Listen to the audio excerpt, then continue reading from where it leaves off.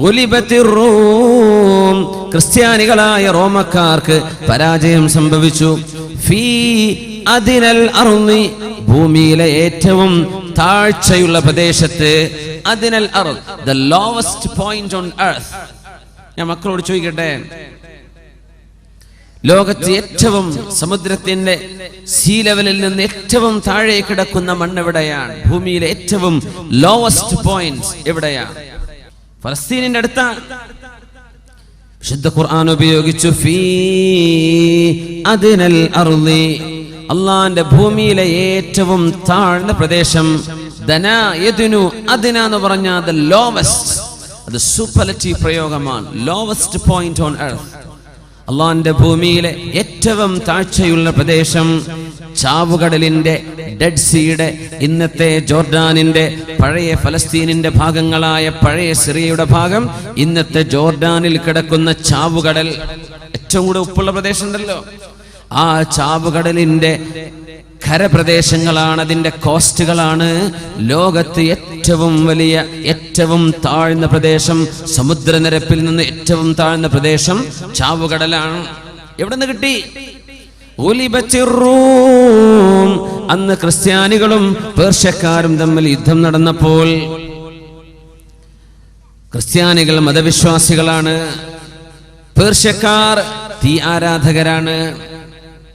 ആ തീ ആരാധകരായ വിശ്വാസികൾ ക്രിസ്ത്യാനികളെ പരാജയപ്പെടുത്തിയപ്പോൾ മക്കക്കാരായ ആളുകൾ പറഞ്ഞു, കണ്ടില്ലേ വേദം നൽകപ്പെട്ട വിഭാഗത്തിന്റെ പരാജയം, അപ്പോ നിങ്ങൾ ഖുർആനിന്റെ ആളുകൾക്കും പരാജയം വരും.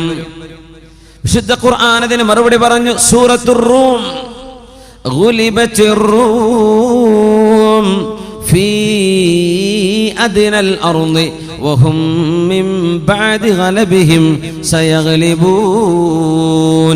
റോമൻ സാമ്രാജ്യത്തിന് പരാജയം സംഭവിച്ചിട്ടുണ്ട്. എവിടെ? ഫീ അദ്നൽ അർളി. റോമ പേർഷ്യൻ യുദ്ധം നടന്നത് ഡെഡ് സീയുടെ ചാരത്താണ്, ചാവുകടലിന്റെ കരയിലാണ്.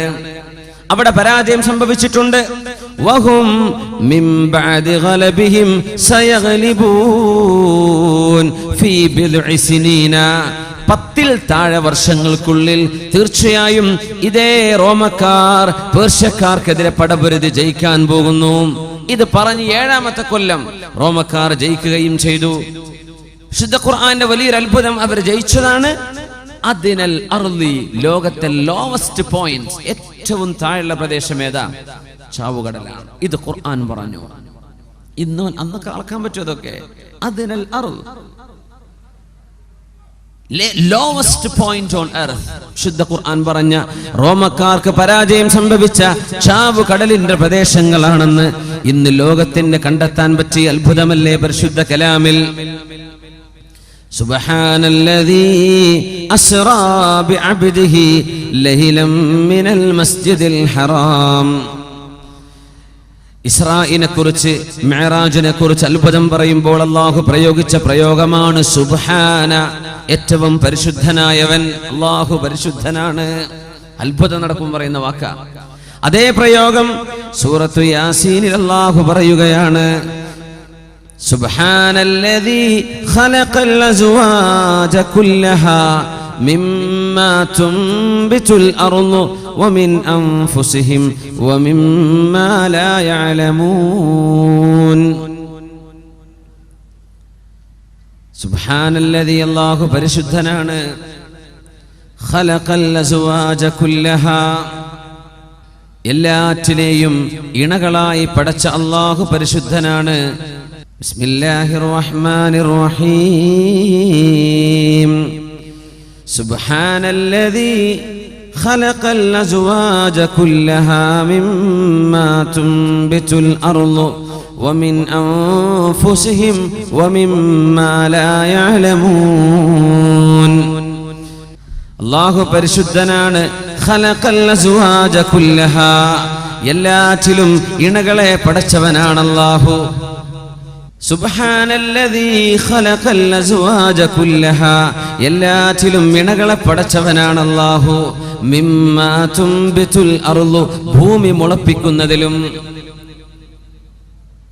വമിൻ അൻഫുസിഹിം, മനുഷ്യരിലും, ഇണകളുണ്ട്, സസ്യങ്ങളിൽ ഇണകളുണ്ട് എന്ന് പറഞ്ഞ ആണും പെണ്ണെന്ന് പറഞ്ഞ പോലെ സസ്യങ്ങളിലും masculine feminine, male and female മരങ്ങളിലുണ്ട്. ഇത് നമുക്കറിയാവുന്ന വിഷയമാണല്ലോ. അപ്പോഴല്ലേ കായ്ക്കനികൾ ഉണ്ടാവൂ. ഇനി എന്താ ഖുർആൻ പറഞ്ഞത്? വമിമ്മാ ലാ യഅലമൂൻ, അവരറിയാത്ത പലതിലും ഇണകളുണ്ട്. ഈ ലോകം സൃഷ്ടിക്കപ്പെട്ട വസ്തുക്കളുടെ പേരെന്താ? മൂലകങ്ങൾ എന്ന് പറയും മലയാളത്തിൽ, എലമെന്റ്സ് അല്ലെ. മൂലകങ്ങളുടെ ഏറ്റവും ചെറിയ കണികൾക്ക് നമുക്ക് എന്ത് പറയും? ആറ്റം. ഒരു ആറ്റത്തിന്റെ ഉള്ളിൽ ന്യൂക്ലിയസ് ഉണ്ട് അല്ലെ. ആറ്റത്തിന്റെ ഉള്ളിൽ കറങ്ങുന്ന സാധനങ്ങളുണ്ട്. എന്തൊക്കെയാണ്? Electron, proton, neutron. Neutron chargeless, charge ഇല്ലാത്തത്. ഇലക്ട്രോണുകൾക്ക് നെഗറ്റീവ് ചാർജ്, പ്രോട്ടോണുകൾക്ക് പോസിറ്റീവ് ചാർജ്. എല്ലാറ്റിലും നെഗറ്റീവ് ആൻഡ് പോസിറ്റീവ്. മൂജബയും സാലിബയും.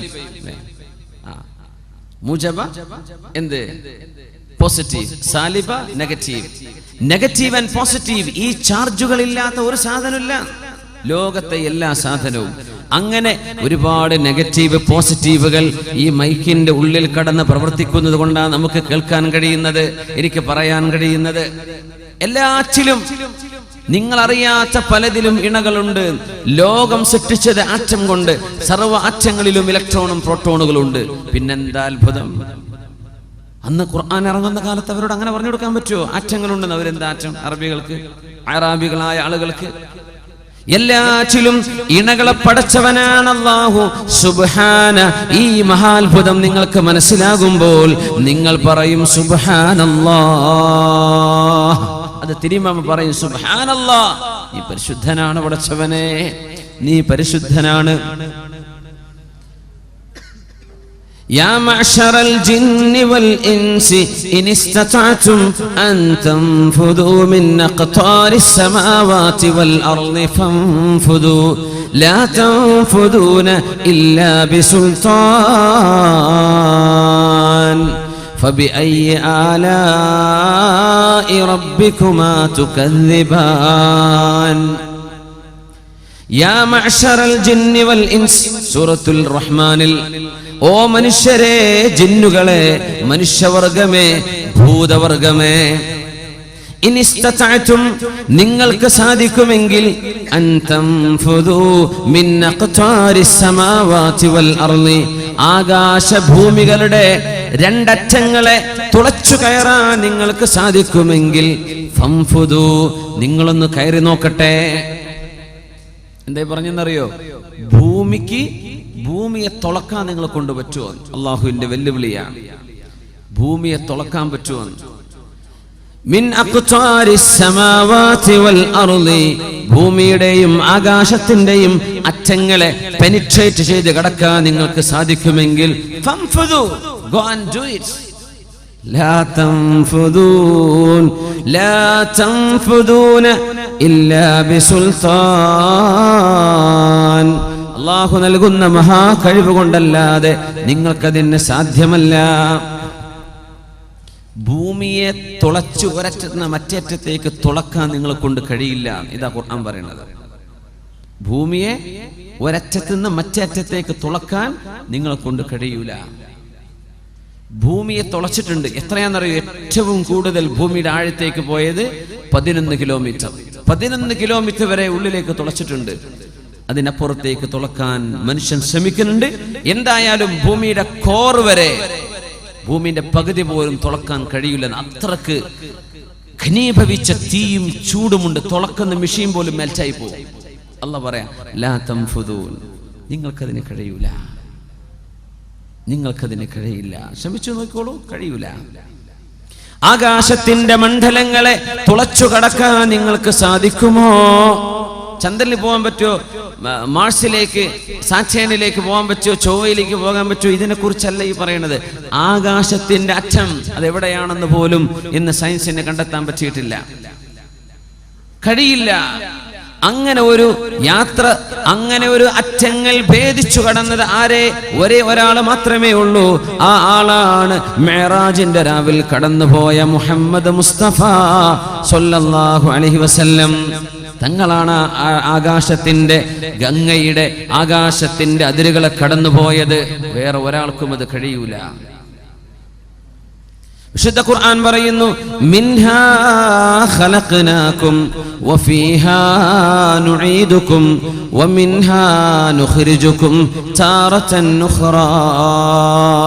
ഇത് വലിയൊരു അത്ഭുതമാണ്.